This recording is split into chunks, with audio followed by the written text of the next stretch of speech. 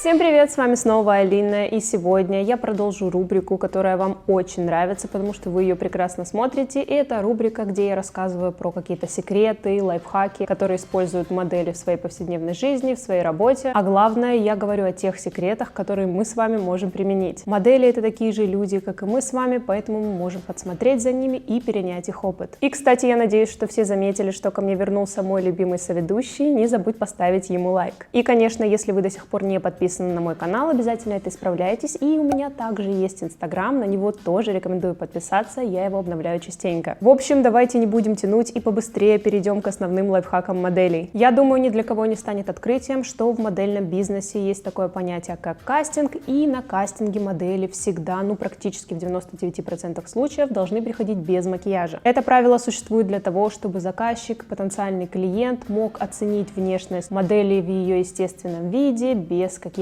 тюнингов и приукрашательств, например, в виде контуринга и тому подобного, чтобы понять, подходит ему конкретная модель или нет. И я думаю, ни для кого из вас не станет открытием. Далеко не все модели приходят абсолютно без макияжа. Нет, у них есть свои хитрости, свои трюки, и сейчас я расскажу о них. Конечно, если модель будет использовать какое-то тональное средство, это будет сразу заметно, какое бы легкое, невесомое оно не было, даже если это будет там какой-то BB-крем. И поэтому многие, если у них нет каких-то серьезных проблем с кожей, например, есть только какие-то темные круги, они ограничиваются консилером. Если консилер правильно подобран в тон кожи, то в принципе это незаметно на лице и выглядит так, как будто бы ты просто свежая, отдохнувшая и у тебя ровный тон лица. Но если одного консилера недостаточно и, например, нужно все-таки какое-то покрытие, потому что цвет лица абсолютно неровный, это может быть из-за разных причин, то многие модели используют лайфхак, о котором я рассказывала в одном из своих прошлых видео, и они просто смешивают консилер, который опять же идеально подходит им по тону, с каким-нибудь дневным увлажняющим кремом. Грубо говоря, можно сказать, что они делают такой своеобразный BB-крем и наносят его на лицо очень тонким слоем, и с виду кажется, что ничего не меняется, но нет, тон лица выравнивается,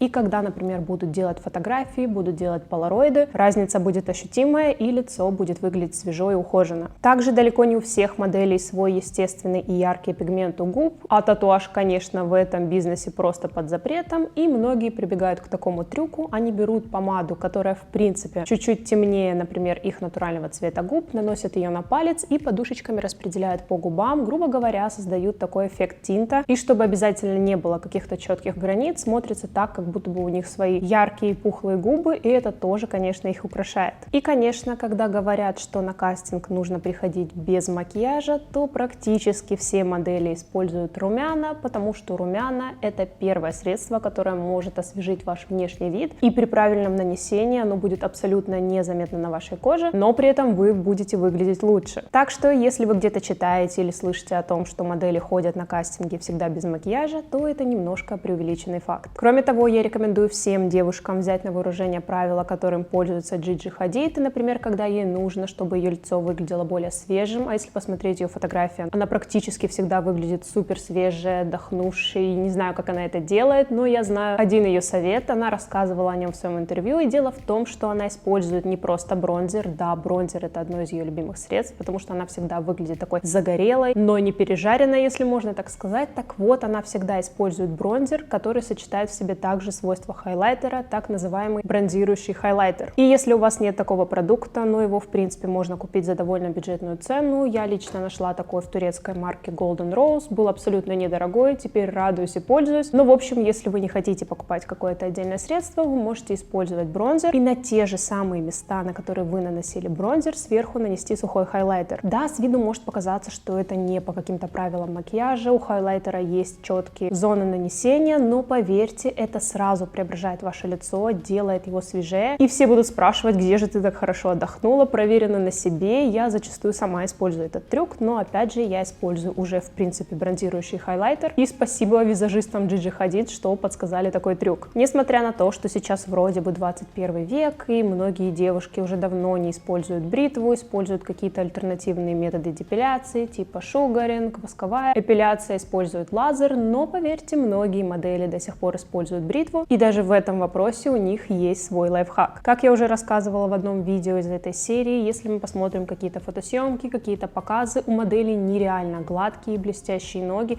Так вот, для того, чтобы добиться таких гладких ног, они бреют ноги 2 раза, и да, я ничего сейчас не путаю. И самый важный здесь момент заключается в том, что они не просто бреют ноги 2 раза, они также 2 раза скрабируют кожу ног. Сначала нужно пройтись скрабом либо сухой щеткой по ногам, затем побрить ноги и после этого опять повторить скрабирование или пилинг, если можно так сказать, и опять снова побрить ноги. Как бы это муторно не звучало, это добавляет всего 1-2 минуты к вашей, там, например, повседневной рутине, но дает просто потрясающий результат. Если вы еще ни разу не делали так, обязательно попробуйте, поверьте, это какая-то потрясающая гладкость, которая длится дольше, чем делать это по старинке. И я уже упомянула щетку для сухого массажа. Подобной щеточкой пользуются многие модели, например, та же Миранда Кер. Она в одном из своих интервью рассказывала, что это ее просто must-have, ежедневная рутина, и я тоже разделяю эту ее любовь, потому что сама люблю по утрам, иногда по вечерам массировать свое тело с помощью щетки для сухого массажа. Абсолютно неважно, какой фирмы она у вас будет. Главное пользоваться ей регулярно, проходиться по телу, и в любое время года ваша кожа будет выглядеть ухоженной, отшелушенной и гладкой. И, кстати, подобный массаж сухой щеткой помогает очень взбодриться с утра, лучше, чем чашка кофе. И в этом вопросе у меня тоже есть отдельный лайфхак для вас, уже лично от меня. Если вы не уверены, например, покупать подобную щетку или нет, будете ли вы ей пользоваться, то можете, как бы это тупо ни звучало, использовать обычную щетку для одежды, попробовать сделать ей какой-то сухой массаж, чтобы примерно понять, подходит вам это или нет. Также очень многие модели используют в поездках, между съемками, в перелетах детские влажные салфетки. Как бы это странно ни звучало, но почему-то, в принципе, в модельном бизнесе есть такой миф, что те продукты, которые делают для детей, они лучше тех, которые делают там для обычных потребителей. И так даже считает, по-моему, Виктория Бекхэм. Я читала в одном из ее интервью, что она косметику всегда смывает именно с помощью детских влажных салфеток. Я не знаю, на мой взгляд, это очень радикально, но, например, когда вы находитесь в дороге, немножко умыться, освежиться, с помощью таких салфеток можно, и это действительно не пересушивает вашу кожу, но при этом хорошо очищает ее. И, как правило, все детские средства, они гипоаллергенные, значит, не вызовут какое-то раздражение, какую-то аллергию и подойдут любому типу кожи. Еще я очень часто натыкалась на такой совет, что многие рекомендуют протирать лицо кубиком льда. Ни в коем случае так не делайте, вы не знаете, как поведет себя ваша кожа, что с ней будет в дальнейшем, и это очень радикально. Для того, чтобы сделать ваше лицо более свежим, вы можете взять на вооружение лайфхак, которым пользуются многие супермодели. Так вот, они практикуют умывание холодным влажным полотенцем. Делается это очень просто. С вечера вы в контейнер складываете какое-то маленькое полотенце для лица, наливаете воду и кладете в холодильник. Не в морозилку, а именно в холодильник. Утром достаете это полотенце, прикладываете к лицу буквально там на минутку, и эффект будет гораздо лучше, чем протирать лицо кубиком льда, и не будет таких негативных последствий. Если продолжать тему умывания, то я думаю, многие из вас слышали, что модели умываются там какой-то лакшери водичкой, вроде Evian. Это, конечно, лишнее и абсолютно бессмысленно. Гораздо проще умыться, например, как обычно, обычной водопроводной водой, но последняя вода, которая будет касаться вашего лица, должна быть чистой, питьевой, и при этом это абсолютно не ударит по вашему бюджету, но очень хорошо скажется на состоянии кожи. И да, если вы находитесь где-то в путешествии, где-то, например, в самолете, то тоник для лица вам может заменить обычная минералка. Кроме того, если модель знает, что она, например, склонна к отекам, то перед какой-то важной съемкой, перед каким-то важным показом она за 2, а то и за 3 дня начинает активно пить травяные чаи для того, чтобы избавиться от лишней воды. Причем самая важная фишка здесь заключается в том, что за 2-3 дня до мероприятия, как я уже сказала, она пьет чаи в огромном количестве, но в день съемки, в день показа